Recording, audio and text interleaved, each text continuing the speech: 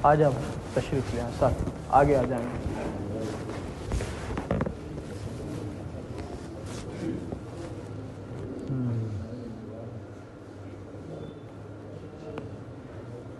آگے تشریف لے پیشنٹ. نمازیوں کا خیال رکھ کے آگے آ جائیں میرے ساتھی.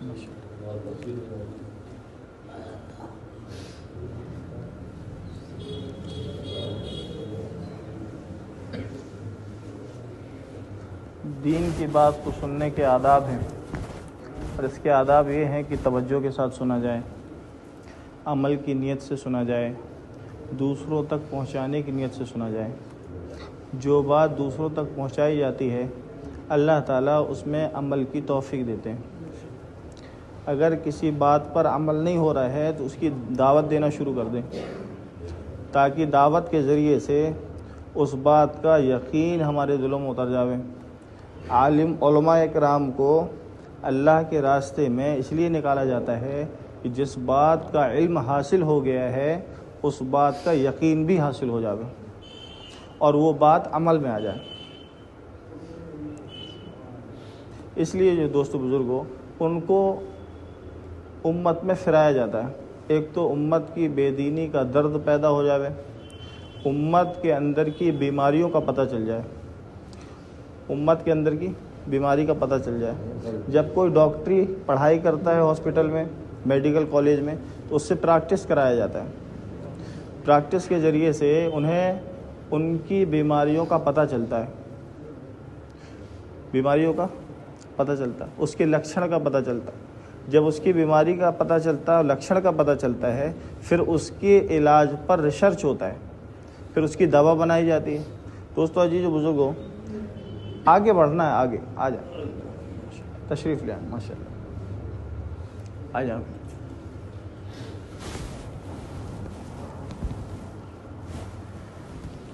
نحمده ونصلي على رسوله الكريم، اما بعد فاعوذ بالله من الشيطان الرجيم. بسم الله الرحمن الرحيم. والعصر ان الانسان لفي خسر الا الذين امنوا وعملوا الصالحات وتواصوا بالحق وتواصوا بالصبر. بسم الله الرحمن الرحيم. ولسوف يؤتيك ربك فترضى ولسوف يؤتيك ربك فترضى ولسوف يؤتيك ربك فترضى. بھائی محترم، دوستو، بزرگ، عزیزو، تمام تعریفیں اللہ ہی کے لیے جس اللہ نے پوری کائنات کے نظام کو اپنی قدرت سے بنایا ہے. بھائی دوستو بزرگوں، کہنا سننا جو ہے یہ اس لیے ہے، مذاکرے اس لیے ہیں کہ یاد دہانی بھی ہو، اس کا یقین بھی پیدا ہو. دراصل حقیقت تو یہ ہے کہ کہنے والا سننے والوں سے زیادہ محتاج ہے، کہنے والا سننے والوں سے زیادہ محتاج ہے. یہ اصل میں ایک عمل ہے، یہ اصل میں ایک عمل ہے. اس عمل میں قبولیت ہے، اور یہ عمل ہمارے ساتھیوں میں مشورے کے ساتھ طے ہو جاتی ہے کہ اس عمل کو اس ہفتے یہ پورا کریں گے، اگلے ہفتے یہ پورا کریں گے. یہ قابلیت کے اعتبار سے نہیں ہے. اور دوست بزرگوں، ہم قابل کتنے بھی ہوں، اصل قبولیت ہے. اصل کیا ہے؟ اللہ ہمارے عمل کو قبول کر لیں. جس کے لیے کیا جا رہا ہے وہ کہہ دے کہ میرے لیے کیا گیا ہے، جس کے لیے کیا گیا ہے وہ کہہ دے کہ میرے لیے کیا گیا. اللہ کو قبول ہو جاوے، اللہ کو قبول ہو جائے. اور اللہ نے قبول کر لیا، اس بات کی دلیل یہ ہے کہ وہ عمل میں آ جاوے.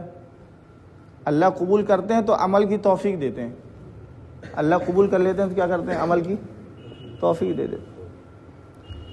اس وقت دوستو بزرگوں پوری دنیا میں علم سیکھنے کی اوڑھ لگی ہے، علم کی یہ جہالت کا وقت نہیں ہے بلکہ علم کی سونامی کا دور ہے۔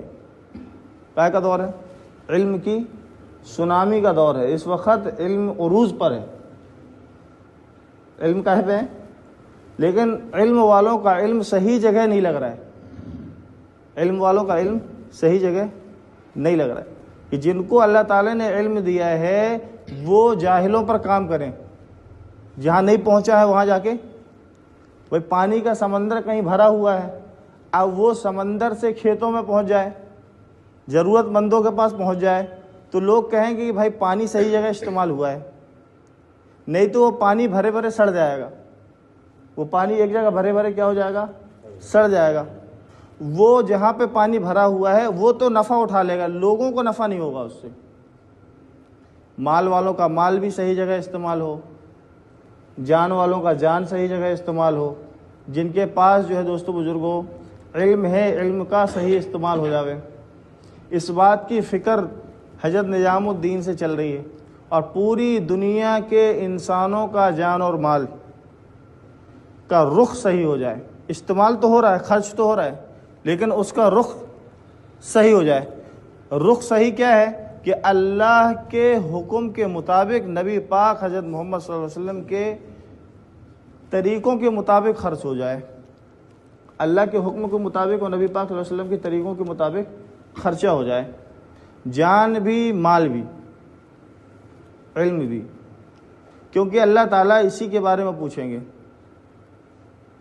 اللہ تعالیٰ سوال بھی اسی کے بارے میں کریں گے، ہم نے تمہیں جو عطا کیا تھا اس کا کیا استعمال کیا، اس کا کیا استعمال کیا، سوال اسی بات کا ہے۔ جو چیز اللہ نے دی نہیں ہے اس کا سوال اللہ تعالیٰ نہیں پوچھیں گے، جو چیز نہیں دی ہے اس کا سوال اللہ تعالیٰ نہیں کریں گے، کسی سے نہیں کریں گے۔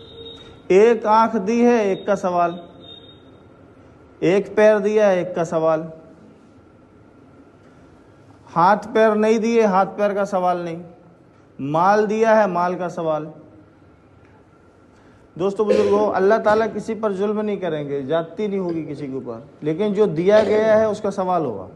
آپ نے اس کا جوانی دی ہے جوانی کا سوال، بڑھاپا دیا ہے بڑھاپے کو پہنچ گئے تو بڑھاپے کا سوال۔ اس لیے دوستو عزیز بزرگوں، رہبری کے لیے اللہ تعالیٰ نے اپنے نبیوں کو دنیا میں بھیجا کہ یہ جو انسان ہیں ان کو جو چیزیں میسر کی گئی ہیں، ہم نے میسر کی ہیں، اس کا استعمال کرنا یہ سیکھ جائیں، اور ان کو سکھانے کے لیے نبیوں کو بھیجا۔ وہ نبی آ کے ان کو سکھاتے تھے، جو مان جاتے تھے اللہ تعالیٰ اسے اپنا محبوب بنا لیتے تھے، اپنا محبوب بنا کے اللہ تعالیٰ ان نبیوں کے ذریعے سے ان کے لیے برات نازل کرتے۔ وہ نبی ان کو بتا دیتے کہ تمہارا یہ مرتبہ اللہ تعالیٰ نے طے کر دیا ہے، تمہیں یہ ملے گا، تم نے ایسا ایسا کیا ہے تو یہ ملے گا تم کو۔ کیا؟ ایک فقیر آدمی تھا، غریب آدمی، قرضے میں تھا، بڑا پریشان تھا۔ اس نے موسیٰ علیہ السلام سے کہا کہ موسیٰ، اللہ سے جا کے کہو کہ اللہ تعالیٰ مجھے تھوڑا تھوڑا کر کے روزی دیتا ہے، تھوڑا تھوڑا مال دیتے ہیں، اللہ سے کہو کہ مجھے ایک ساتھ دے دیں۔ حضرت اقبال حفیظ صاحب واقعہ سنا رہے تھے، کیا کر دیں؟ مجھے ایک ساتھ دے دیں، تھوڑا تھوڑا کر کے دیتے ہیں، تو ایک ساتھ پوری زندگی میں جو بھی دینا چاہتے ہیں اللہ تعالیٰ مجھے کیا کر دیں؟ ایک بار میں عطا کر دیں۔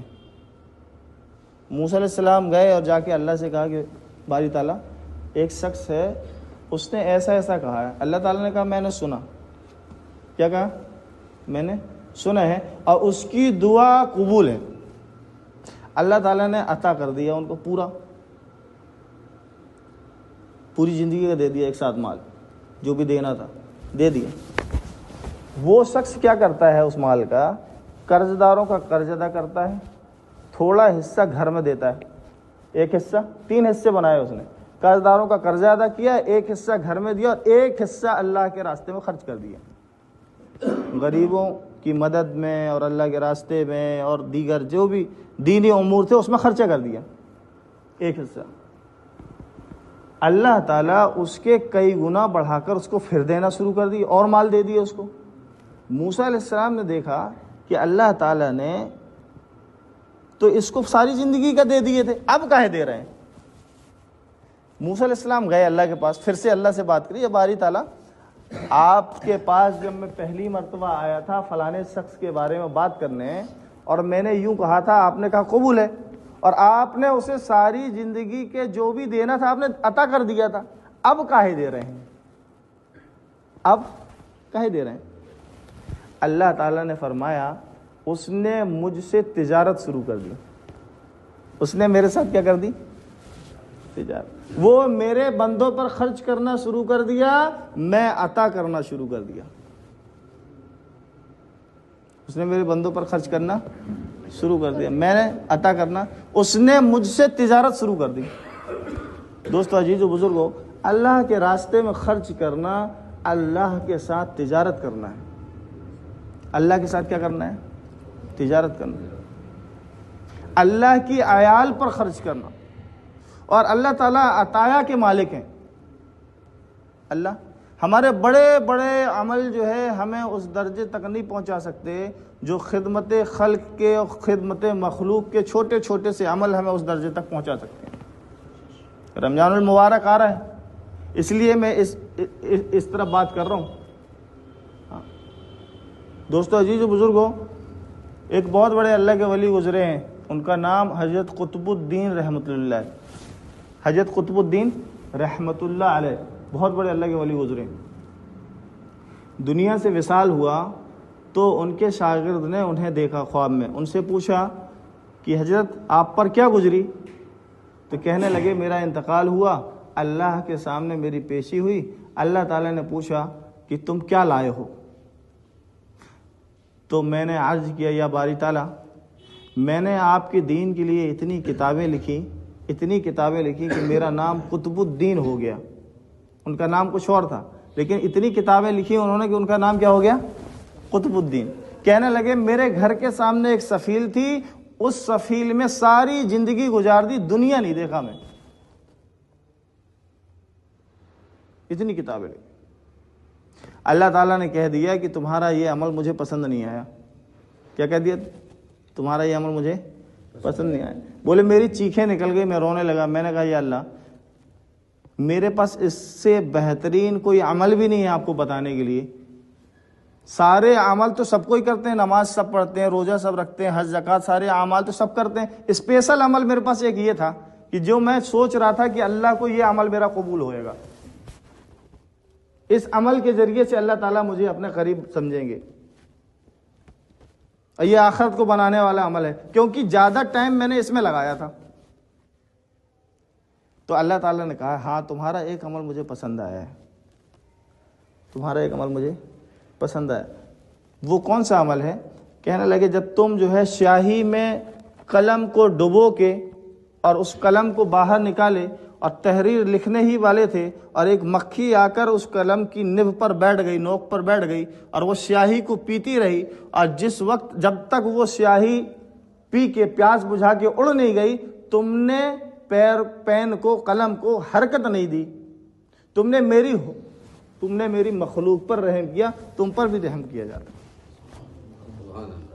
اللہ تعالیٰ نے کیا کر دیا؟ بخشش کر دیا۔ اللہ نقطے نواز ہیں، یہ دیکھو نقطے برابر ہے، یہ عمل کتنا بڑا نقطے برابر۔ دوستو عزیز و بزرگو، اللہ کو راضی کرنا سب سے بڑی ذمہ داری ہے۔ اللہ کو راضی کرنا سب سے بڑی ذمہ داری ہے۔ ابھی ہم غفلت میں ہیں، ابھی ہم کہاں ہیں؟ غفلت میں۔ امت کا ایک حصہ بے دینی کے حال میں دنیا سے جا رہا ہے، غربت میں جا رہا ہے، ارتداد میں جا رہا ہے، بغیر لباس کے بغیر کپڑے کے دنیا سے جا رہا ہے، بغیر مدرسے اور مسجد کے دنیا سے جا رہا ہے، اور ہم آرام پسندی میں ہیں۔ ہم آرام پسندی، ہمارے پاس مال بھی ہے، گاڑی گھوڑا بھی ہے، عقل بھی ہے، ہر چیز، ساری نعمتیں اللہ نے دی ہیں، اس نعمت کا ہم نے استعمال نہیں کیا، اور یہ جو امت جا رہی ہے، ایک حصہ جا رہا ہے، اس پر ہم نے لگایا نہیں۔ ہم دوستو عزیز و بزرگو آرام میں ہدایت تلاش کر رہے ہیں۔ آرام میں ایک شخص بیٹھا ہوا ہے اور اپنے نرم نرم گدے میں بیٹھ کے اور اللہ سے ہدایت طلب کر رہا ہے، ذکر کر رہا ہے، اللہ سے ہدایت مانگ رہا ہے، زور زور سے مانگ رہا ہے، زور زور سے مانگ رہا ہے۔ اتنے میں چھت سے کھڑکھڑانے کی آواز آئی۔ انہوں نے پوچھا بھائی کون ہو، کیا کر رہے ہو؟ انہوں نے کہا کہ اونٹ ڈھونڈ رہا ہوں۔ کیا کر رہا ہوں؟ انہوں نے کہا کہ یہ چھت میں، یہ چھپر میں اونٹ ملے گا تمہیں؟ بے وقوف۔ وہ کہنے لگے تو تمہیں کیا اس دلب کے گدے میں ہدایت ملے گی؟ جو چیز اللہ تعالیٰ نے جوہد میں رکھا ہے وہ مجاہدے میں رکھا ہے، مجاہدے میں ملے گی۔ تم تو یہاں بیٹھ کے دلب کے گدے میں اللہ سے ہدایت طلب کر رہے ہو۔ جب اونٹ نہیں مل سکتا تو تمہیں ہدایت بھی نہیں مل سکتی۔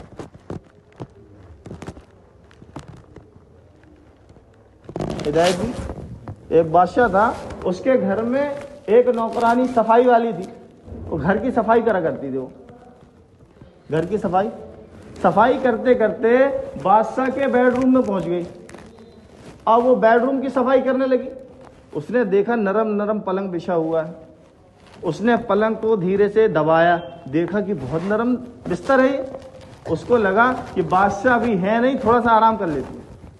وہ لیٹ گئی، اس کی آنکھ لگ گئی۔ تھوڑی دیر میں بادشاہ پہنچا۔ بادشاہ سلامت پہنچے تو دیکھے کہ ارے نوکرانی میرے پلنگ میں سو رہی ہے، میرے پلنگ میں نوکرانی سو رہی ہے۔ انہوں نے بلایا اپنے دروان کو اور اس کو 100 کوڑے لگوائے۔ کتنے کوڑے لگوائے؟ تو پہلے تو چیخ چیخ کے رو رہی تھی، اچانک ہنسنے لگی۔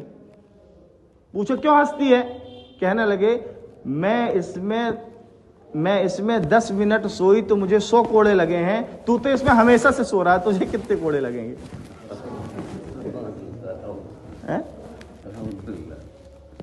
تم کو کتنے کوڑے لگیں گے؟ تھوڑی دیر سونے کی سزا یہ ہے،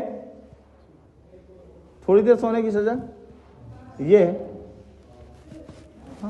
دوستو عزیزو بزرگو، آخرت ایسے نہیں ملے گی، اور آخرت ملنا بہت آسان۔ اللہ کو راضی کرنا، اللہ والا بننا بالکل آسان۔ اللہ والا بننا بہت آسان۔ ایک بادشاہ کے یہاں ایک بھنگی آتا تھا صاف صفائی کرنے۔ ایک بادشاہ کے یہاں ایک بھنگی صاف صفائی کرنے آیا کرتا تھا۔ بھنگی پر بادشاہ کی بیٹی کا دل آ گیا، تو بادشاہ کی بیٹی نے بھنگی سے کہہ دی جا کے، کہنے لگی کہ تو مجھے پسند ہے، اب میں تجھ سے نکاح کرنا چاہتی ہوں۔ بھنگی بھاگا، چیخیں نکل آئیں اس کی، بھاگا گھر بھاگا اور صاف صفائی کرنے آنا بند کر دیا۔ جب بند کر دیا آنا، اس کی عورت آنے لگی گھر کی صفائی کرنے بادشاہ کے۔ تو بھنگی کی بیٹی نے دیکھا، 1 دن 2 دن 3 دن، پھر بلایا اس کو۔ اب بلا کے اس سے پوچھا کہ یہ بتا کہ تیرا آدمی کیوں نہیں آتا؟ تو وہ عورت کہنے لگی کہ 1 دن جو آئے تھے وہ اسی دن سے بخار چڑھ رہی ہے، اب بستر میں ہو۔ کیا ہے وہ؟ بستر میں۔ 1 دن آئے تھے، کچھ معاملہ ہوا ہے، اسی دن سے بخار میں ہے۔ تو بادشاہ کی بیٹی کو غصہ آیا، وہ کہنے لگی کہ تو ایک کام کر، تو جا کے اپنے گھر والے سے کہنا کہ فلانی پہاڑی میں چلا جائے، مصلی اور تسبیح لے کے فلانی پہاڑی میں چلا جائے اور پیڑ کے نیچے بیٹھ کے اللہ اللہ اللہ اللہ اللہ اللہ کرے۔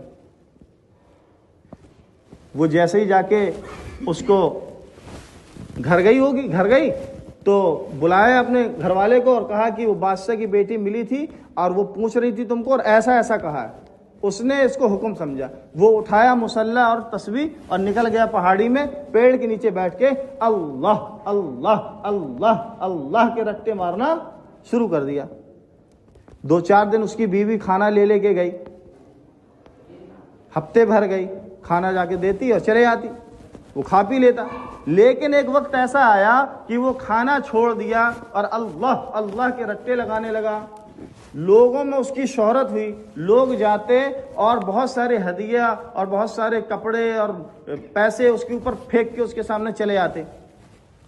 یہ بات اتنی پھیلی کہ بادشاہ تک پہنچ گئی، اور بادشاہ کو پتا چلا کہ کوئی اللہ والا فلانی پہاڑی میں بیٹھا ہے، اللہ اللہ کے رٹے لگاتا ہے، اور کوئی کتنا بھی مال دکھائے، کچھ بھی دکھائے، اس کی طرف کوئی توجہ نہیں ہے، منقطع، دنیا سے کوئی لینا دینا نہیں اس کا، کھانا وانا بھی نہیں کھاتا ہے۔ بادشاہ اپنے لاہو لشکر کے ساتھ خوب سارے تحفے وحفے لے کر جانے کی تیاری کر رہا تھا، تبھی بیٹی کو پتا چلا، تو بیٹی نے کہا میں بھی چلتی ہوں، اس کو نہیں معلوم تھا کہ وہی ہے، بیٹی بھی چلے گی، جا کے دیکھا کہ وہ بیٹھے ہوئے مصلی بچھائے ہوئے اور اللہ اللہ کے رٹے لگا رہا ہے۔ کسی نے جا کے بولا کہ بادشاہ سلامت تم سے ملنے آئے ہیں، اس کو کوئی دھیان نہیں، کہنے لگے اس کی بیٹی بھی آئی ہے، کوئی دھیان نہیں، بہت سارے ہدیے لائے ہیں، کوئی دھیان نہیں، اللہ اللہ کے رٹے لگا رہی۔ وہ لڑکی کہنے لگی، بادشاہ کی بیٹی کہنے لگی کہ ابا جان یہ تو وہ بھنگی ہے جو اپنے گھر میں صفائی کرنے آتا تھا، میں نے اسے ایسا ایسا کہا تھا، اس نے اسے حکم سمجھ کے ایسا کر لیا، یہ تو اللہ والا ہو گیا۔ یہ کیا ہو گیا؟ اللہ والا ہو گیا۔ اس نے اللہ اللہ کے رٹے اتنے لگا دیے کہ اللہ تعالیٰ نے اپنا بنا لیا، اور ہم مالدار ہیں، ہم وقت کے بادشاہ ہیں، ہم اللہ کے قریب نہیں ہو پائے، ہم اللہ کو اپنا نہ بنا پائے۔ فوراً بادشاہ نے توبہ کری اور اپنے لباس تک صدقہ کر دیا، اور جو ہے وہ بھی اللہ والے ہو گئے۔ دوستو عزیز و بزرگو، دراصل ہم اپنی زندگی کو بدلنے کا فیصلہ کر ہی نہیں پا رہے ہیں، سب زبان میں ہے ہمارے، کیا ہے؟ ہاں، اس لیے دوستو عزیز و بزرگو، اللہ تعالیٰ کو اتنا بولنا ہے، اللہ کی بڑائی اتنی بولنا ہے، نبی پاک حضرت محمد مصطفیٰ صلی اللہ علیہ وسلم کے طریقوں کو زندگی میں اتنا لانا ہے کہ ہماری زندگی بھی اللہ والی ہو جاوے، ہم کو دیکھ کے لوگ ایمان قبول کرنے والے بن جاویں۔ ایمان کو سمجھنا ہے تو ایمان والوں کو دیکھ کے سمجھے، غیر ایمان والوں کا داخلہ بند اسی وجہ سے ہوا ہے کہ ایمان والوں کے اندر ایمانی زندگی نہیں ہے، اور ایمان والے غیر ایمان والوں میں اس لیے شامل ہو رہے ہیں کہ ایمان والوں میں ان کی قدر اور عزت ختم ہو گئی ہے۔ ایک تو داخلہ بھی بند ہو گیا، اور جو ہیں وہ جا رہے ہیں۔ وجہ کیا ہوئی کہ پورا کا پورا دین کتابوں میں ہے، زندگی میں نہیں ہے۔ وہ اخلاق، وہ معاملات، وہ معاشرہ، وہ لین دین، وہ ہمدردی۔ ایک جنگ کے موقع پہ اللہ کے رسول ایک اونچے ٹیلے میں بیٹھے ہوئے ہیں، جنگ چل رہی ہے، پیچھے سے ایک چرواہا آیا، اور چرواہا آ کے کہنے لگا کہ میں نے سنا ہے کہ کوئی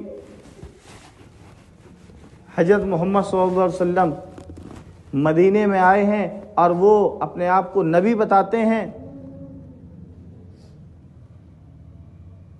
میں ان سے ملنے کی بڑی اس میں ہوں، جستجو میں ہوں، فراق میں ہوں کہ ان سے ملاقات ہو جاوے۔ اللہ کے رسول نے کہا میں وہی ہوں۔ بڑا خوش ہوا، اور اللہ کے رسول نے دعوت پیش کری، تو کہنے لگا کہ اگر میں آپ کی بات قبول کر لوں تو مجھے کیا ملے گا؟ اگر میں آپ کی بات قبول کر لوں تو مجھے کیا ملے گا؟ تو اللہ کے رسول نے کہا ہم تمہیں اپنا بھائی بنا لیں گے۔ کیا کہا اللہ کے رسول نے؟ ہم تمہیں اپنا بھائی بنا لیں گے، ہم تمہیں گلے سے لگا لیں گے۔ تو کہنے لگا کہ پھر میرے بدن سے آنے والی بدبو کا کیا ہوگا؟ تو کہنے لگے کہ اللہ اسے خوشبو میں بدل دیں گے۔ پھر کہنے لگا کہ اور یہ میرے کالک کا کیا ہوگا؟ ایک دم کالے کلوٹے تھے، اس کالک کا، کالے پن کا کیا ہوگا؟ بولے اللہ تعالیٰ اسے روشنائی میں بدل دیں گے، نور میں بدل دیں گے۔ 3 خوشخبری سنائے۔ وہ کہنے لگا تو پھر ٹھیک ہے، میں ان بکریوں کے ساتھ ایمان قبول کرتا ہوں۔ 1000 بکری تھی ان کے ساتھ لے کے آئے ہوئے تھے، وہ کیا کہہ رہے ہیں؟ ان بکریوں کے ساتھ ایمان قبول کرتا ہوں۔ اللہ کے رسول نے کہا یہ بکری کس کی ہے؟ کہنے لگے جن سے تمہاری جنگ چل رہی ہے۔ کیا کہہ رہے ہیں؟ جن سے تمہاری جنگ چل رہی ہے۔ تو اللہ کے رسول نے کہا نہیں، ابھی جنگ ہم جیتے نہیں ہیں، یہ بکری جن کی ہے ان کو واپس کر کے آؤ۔ اب وہ گئے، جا کے بکری واپس کرے، واپس آئے۔ آ کے اللہ کے رسول سے بیعت کری، غسل کرا اور پھر کلمہ پڑھا، بیعت کیا، اور کہنے لگے اب میں کیا کروں؟ بولے یہ جنگ چل رہی ہے، شامل ہو جاؤ۔ کیا کرو؟ اس جنگ میں شامل ہو جاؤ۔ گئے اور صحابہ کے ساتھ وہ بھی بھیڑ گئے۔ جب جنگ میں فتح ہو گئی تو ایک جگہ بہت سارے صحابی جمع ہوئے تھے اور آپس میں کچھ شورغل باتیں چل رہی تھیں۔ اللہ کے رسول اس طرف بڑھے، جا کے پوچھا کیا ہوا؟ کہنے لگے ایک شخص ہمارے ساتھ بڑی طاقت کے ساتھ لڑ رہا تھا اور یہ ہمارے میں سے نہیں ہے، یہ ہمارے ساتھیوں میں سے نہیں ہے، شہید ہو گیا ہے۔ کیا ہو گیا؟ پوری طاقت کے ساتھ لڑا اور شہید ہو گیا ہے، یہ پہچان میں نہیں آ رہا ہے، ہمارے میں سے نہیں تھا۔ اللہ کے رسول دیکھے اور مسکرائے اور کہنے لگے یہ تو ابھی اسلام قبول کیا تھا، یہ تو وہ چرواہا ہے جو ابھی اسلام قبول کیا تھا، ایک نماز بھی نہیں پڑھی، ایک نماز بھی بیچ میں نہیں، شہید ہو گئے، جنت میں چلے گئے۔ اللہ کے رسول نے فرمایا کہ میں دیکھ رہا ہوں کہ صحابہ انہیں وہ فرشتے انہیں غسل دے رہے ہیں اور خوشبو لگا رہے ہیں۔ کیا کر رہے ہیں؟ ہم نے ساتھیوں کی قدر نہیں کری دوستو، عزیز بزرگوں۔ ایسے لوگ جنہیں ہم غریب سمجھ کے، جاہل سمجھ کے، کمزور سمجھ کے اور چھوڑ رہے ہیں، ان کے اندر اللہ تعالیٰ نے یہ حوصلے رکھے ہیں، ان کے اندر یہ حوصلے۔ ہم سے پہلے صحابہ کھڑے ہوئے ہیں جو پرانے صحابی ہیں اور وہ جنت میں چلا گیا، ان سے پہلے شہادت مل گئی اس کو۔ دوستو عزیز و بزرگوں، دعوت کی محنت اللہ کے نبی کا رنج و غم ہے۔ یہ دعوت کی محنت چل رہی نا تبلیغ کی، جس کو ہم نے باؤنڈ کر دیا مسجد کے اندر، ساتھیوں میں، اپنی فیملیز میں، اپنے دائرے میں، یہ تو وسیع محنت ہے۔ یہ کیا ہے؟ اس کا دائرہ عام انسانوں تک ہے، تمام انسان۔ اس میں باؤنڈیشن ملکوں کا بھی نہیں ہے، ملک کی باؤنڈیشن بھی نہیں ہے، ملک کی باؤنڈری بھی نہیں ہے اس میں، پوری دنیا۔ ٹارگٹ کیا ہے؟ پوری دنیا، پوری انسانیت، پوری دنیا، پوری انسانیت، کوئی فرقے واری نہیں، کوئی کچھ نہیں، ہر انسان ٹارگٹ ہے دعوت کی محنت کا، ہر ایمان والا ٹارگٹ ہے۔ کیوں؟ کیونکہ اللہ تعالیٰ نے تمام ایمان والوں کو اسلام کو ریپرزینٹ کرنے کے لیے بھیجا ہے، محمد رسول اللہ صلی اللہ علیہ وسلم کی زندگی کو ریپرزینٹ کرنے کے لیے بھیجا ہے، بتانے کے لیے بھیجا ہے۔ کیسے؟ جیسے صحابہ بتاتے تھے، ان سے پوچھا قرآن، بولے یہ حضرت ابو ہریرہ رضی اللہ تعالیٰ عنہ قرآن، بولے پورا دین، بولے فلانے صحابی کو دیکھ لو، پورا دین۔ لیکن دوستو بزرگوں، ہم کرنے والے بھی بگڑے ہوئے ہیں اور عام مسلمان بھی بگڑا ہوا ہے۔ اس لیے دوستو بزرگوں، ہماری بگاڑ کی نحوست نے پوری دنیا، پوری انسانیت کو بگاڑ دیا، ملک کو بگاڑ دیا۔ ہماری بگاڑ کی وجہ سے سب بگڑ گئے، ہمارے گھر بگڑ گئے، خاندان بگڑ گئے، فیملیاں بگڑ گئیں، بچے بھی ماں باپ سے الگ ہو گئے،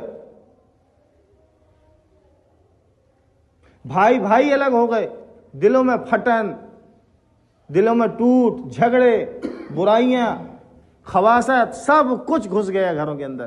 کیسے گھسا؟ غیروں کی محنت ہم سے زیادہ تیزی سے چل رہی ہے، اس لیے۔ جبکہ اتنا پاک مذہب، اتنا زبردست دین اللہ تعالیٰ نے ہم کو دیا ہے، اتنا پاک دین ہم کو دیا ہے، اس میں کہیں ناپاکی کا کوئی قصہ ہی نہیں ہے۔ اس میں جو مذہب اتنا چھوٹا سا عمل بھی بتا رہا ہو کہ جب بہن بھائی بالغ ہو جائیں تو دونوں کے بستر الگ کر دو، سوچو بہن بھائی کو الگ بستر میں سلانے کا حکم ہو، جس کے بارے میں جس کی بیوی کے احکام اور حقوق بتائے جا رہا ہوں، کتنی محبت سے رہنا ہے، جس کو بھائی بندوں کے حقوق بتائے جا رہے ہوں، ساس سسر کے اوپر احسان بتایا جا رہا ہو، کام کاروبار کا طریقہ بتایا جا رہا ہو، اس مذہب سے کوئی بہترین مذہب ہو سکتا ہے؟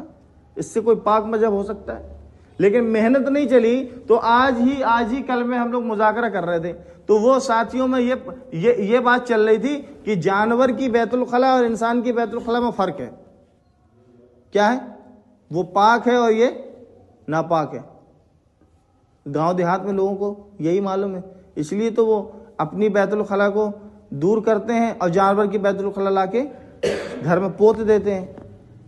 کیا کرتے ہیں؟ پتائی کر دیتے ہیں. جبکہ جو گھاس پھوس تم کھائے ہو وہی وہ گیا بھی کھائی ہے، بیل بھی کھایا ہے، تو ناپاک تو دونوں ہو گئے. بھائی جو مٹر اور مونگ پھلی اور چنا اور گوبھی اور پتا یہ سب اپن کھائے ہیں سبزی میں، وہی چیز تو وہ بھی کھائی ہے، تو دونوں ناپاک ہوئے نا برابر ایک سے. لیکن دوستو عزیز بزرگوں، پاکی اور ناپاکی سیکھنے کی چیز تھی.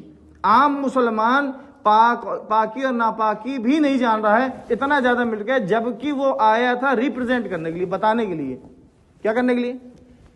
بتانے کے لیے کہ اس کے چہرے سے رسول اللہ صلی اللہ علیہ وسلم کی دعوت نکلے، اس کے پہناوے کو دیکھ کے لوگ نبی پاک صلی اللہ علیہ وسلم کے طریقے کو سمجھ لیں، اس کے بول چال سے سمجھ لیں، اس کے کھانے پینے سے سمجھ لیں. حضرت اقبال حبیب صاحب ایک کارگزاری سنا رہے تھے، چھوٹی سی بات کر کے ختم کرتے ہیں انشاءاللہ.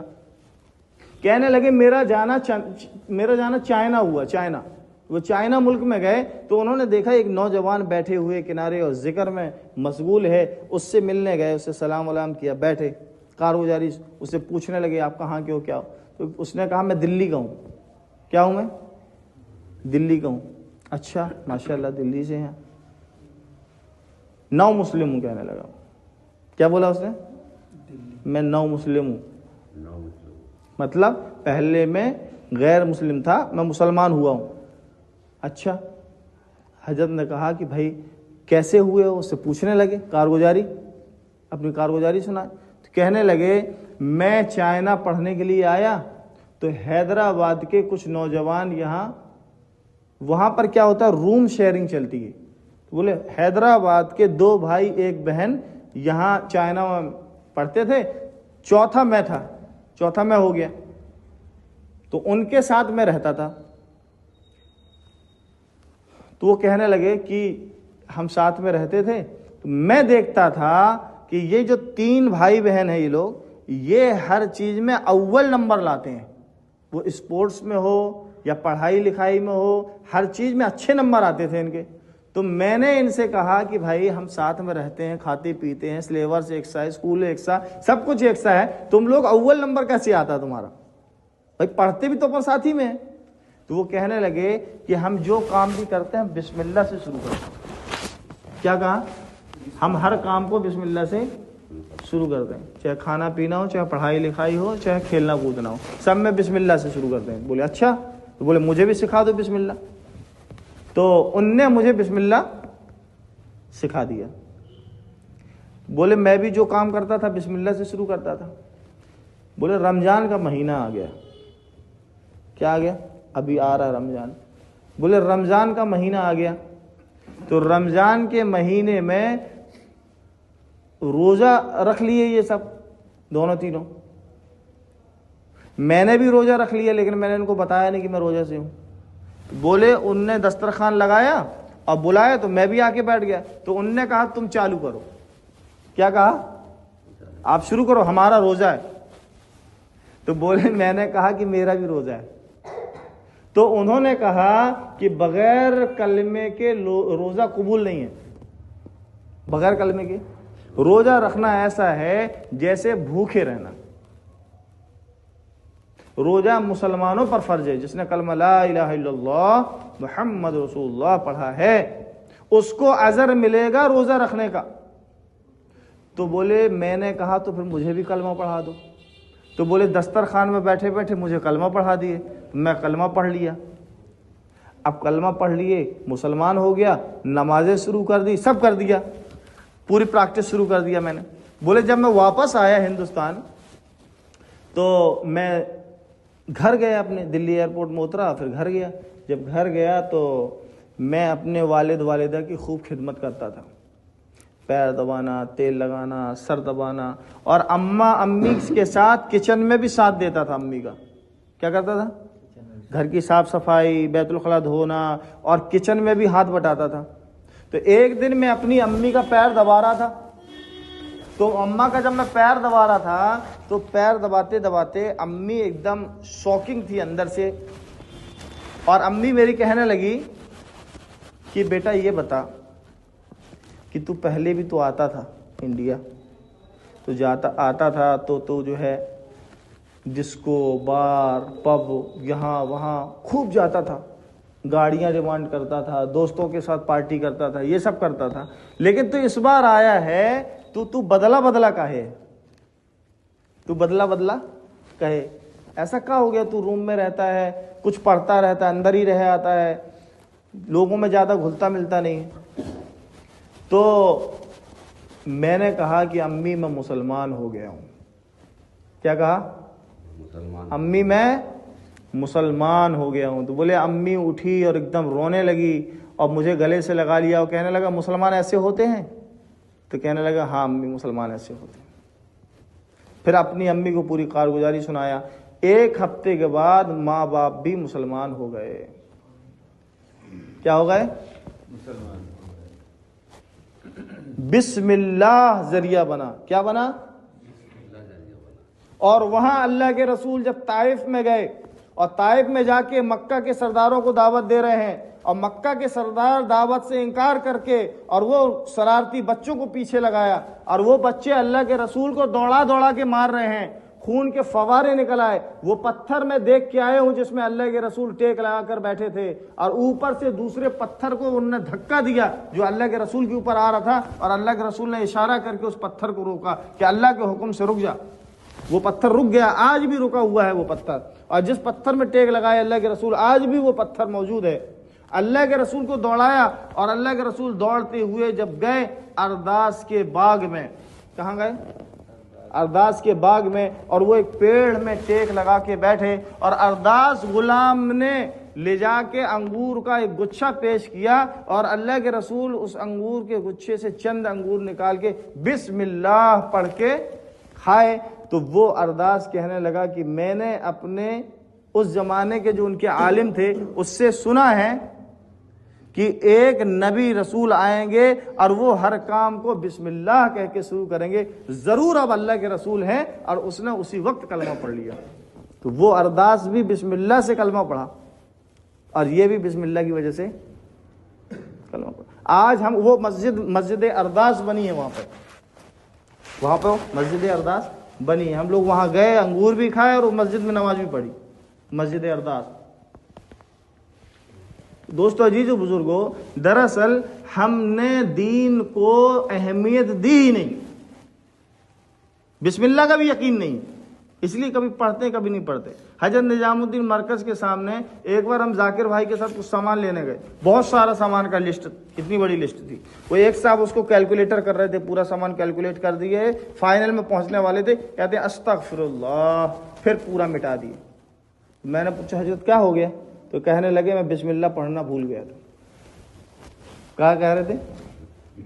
بسم اللہ پڑھنا بھول گیا تھا۔ اب بسم اللہ پڑھ کے پھر شروع کرے انہوں نے دوبارہ۔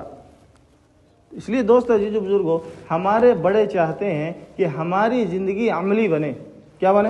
عملی۔ یہ رمضان کا مقدس مہینہ، اس کی قدردانی، اس کی قدردانی کرنا ہے۔ کیا کرنا ہے؟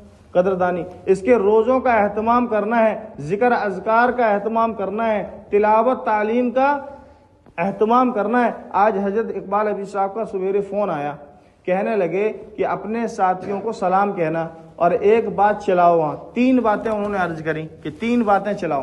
ایک تو رمضان کے پہلے عشرے میں 3 دن کی زیادہ جماعتیں بناؤ، اطراف میں چلاؤ، تاکہ روزہ رکھنے کا، عبادت کا، تلاوت کا، ذکر کا ماحول بنے۔ پہلے عشرے میں کیا کرو؟ 3 دن کی جماعتیں بنا کے علاقے میں پھراؤ، تاکہ تعلیم، تلاوت، روزہ، عبادت کا کیا بنے؟ ماحول بنے۔ دوسرا کام انہوں نے کہا کہ گھروں کی جو تعلیم ہے وہ بند نہ ہو، بلکہ ان کا وقت بدل دیا جائے۔ کیا کر دیا جائے؟ وقت کو بدل دو۔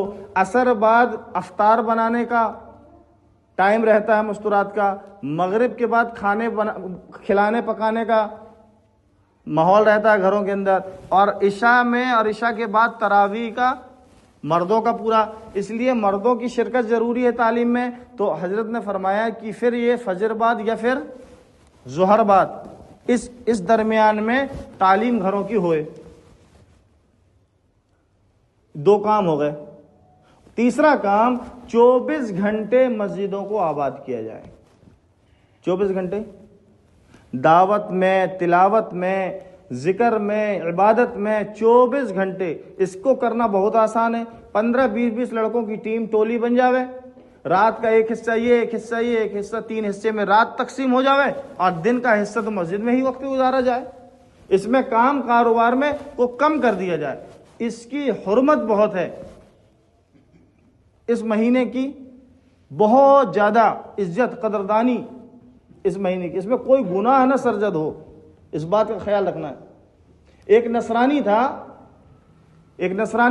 ایک مسلمان دوست، ایک مسلم دوست تھا اس کا. تو نصرانی اور مسلمان کی دوستی تھی.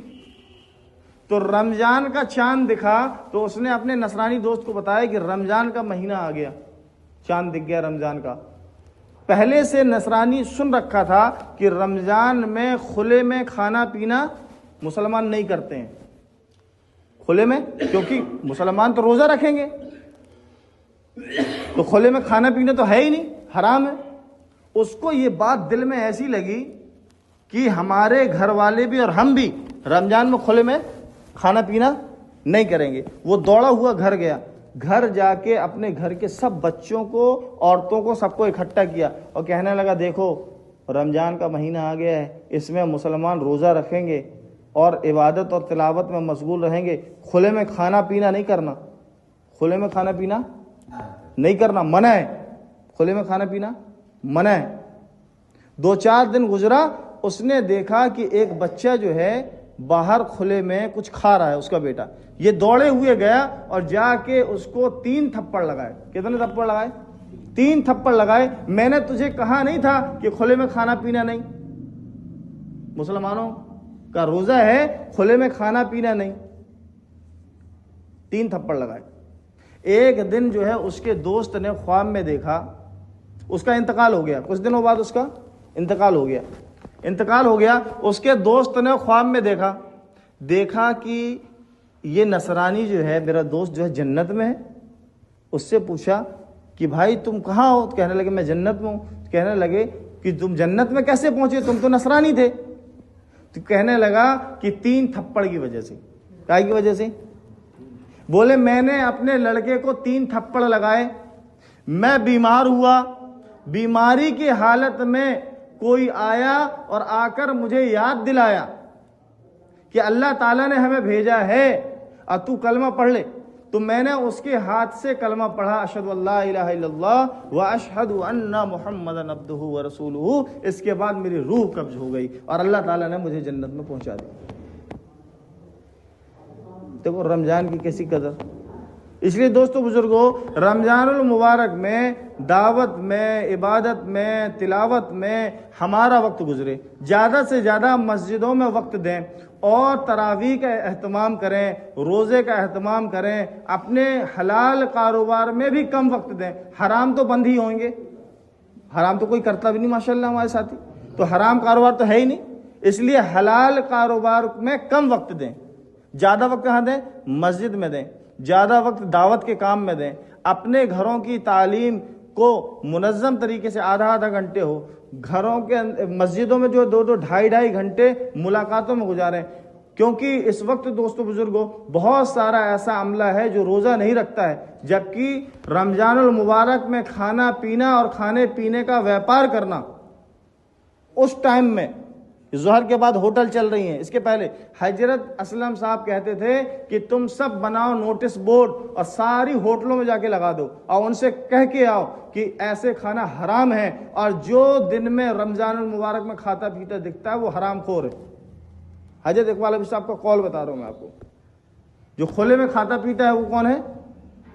ہاں، کتنی عجیب بات ہے. تو رمضان المبارک میں روزے کا خوب اہتمام کریں اور خوب دعوت دیں. اب اس کے لیے بتائیں کہ رمضان کے پہلے عشرے میں اور ابھی نقد کل پرسوں سے 3 دن کے لیے کون کون تیار ہے, اور 1 اپریل سے چلے کے لیے کون تیار ہے, بتا دو بھائی. ماشاء اللہ. محمد اقبال بھائی ماشاء اللہ.